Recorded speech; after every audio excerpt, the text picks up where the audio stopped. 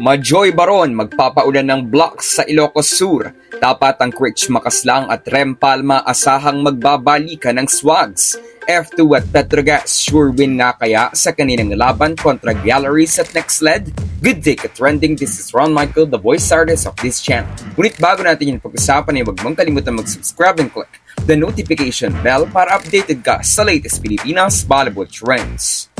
Tuloy-tuloy ang PVL on tour. Matapos sa mga games sa Batangas at Antipolo, nasa norte naman tayo. Sa Sabado, October 28, dalawang games ang lalaroin sa Candon, Ilocos Sur.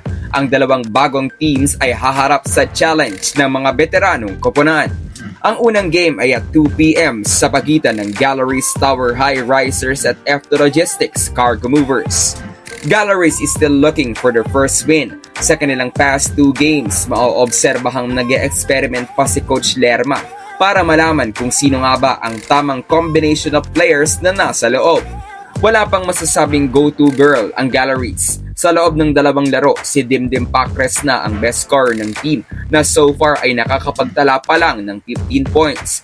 Hindi pa starter si Dimdim, pero dahil siya ang most productive player ni Coach Lerma, tapos mayroon pa siyang 47.82% spiking efficiency last game, maaari na nating makita si Pacres na mag-start sa kanilang pagharap sa F2.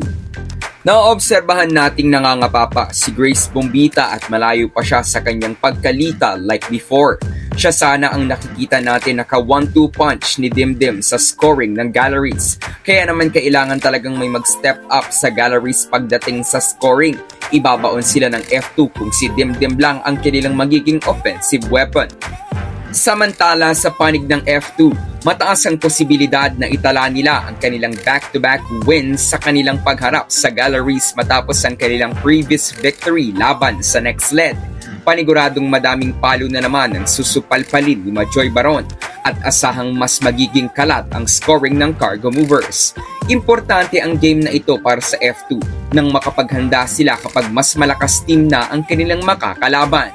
Pwedeng ito ang maging launching pad ng Cargo Movers para magsimula ng winning momentum, lalo pat after Galleries, Petrogas ang susunod na assignment ng F2. Speaking of Petrogas, sila ang susunod na game at 6 p.m. Masusubukan sila laban sa gritty team ni Coach Taka Minowa, the Next LED Chameleons. Maswerte ang Petrogas dahil ang kanilang first 3 games ngayong conference ay laban sa mga quote-unquote less skilled team. Una ay laban sa Galleries, tapos kontra Jerflor kung saan naitala nila ang second worst scored set sa kasaysayan ng PVL na 25-4. Ngayon naman ay laban sa Next LED. Importante para sa Gas Angels to start the season strong at gano'n na nga ang kanilang ginagawa dahil after their battle against the Chameleons, maaari na silang tumagilid laban sa F2, Charity Go, Creamline, Signal at Chocomucho na sunod-sunod nilang makakaharap.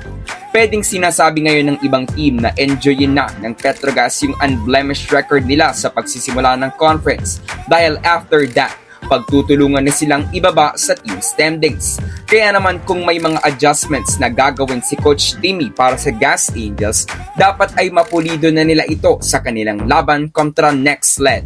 Sa panig naman ng Chameleons, hindi nila hahayaan na matulad sila sa Jerflor na 4 points lang ang nagawa sa isang set laban sa Petrogas.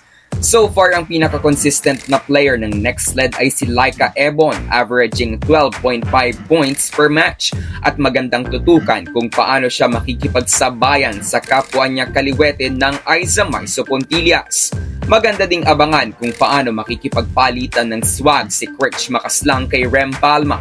Gayon din kung paano pagtutulungan nila Joe Maraginot at ng iba pang outside hitters ng Next LED ang firepower combination ni Gretchen Soltones at Jonas Sabete. Kaya naman ka-trending, do not miss our game sa Candon, Ilocos Sur at comment down below kung sino sa tingin mo ang mga players na magpapaingay ng kanilang pangalan sa Sabado. So that's it for today's video ka-trending. Do not forget to subscribe and click the notification bell para updated ka sa latest ganap ng women's volleyball sa Pinas. Thanks for watching. Bye for now!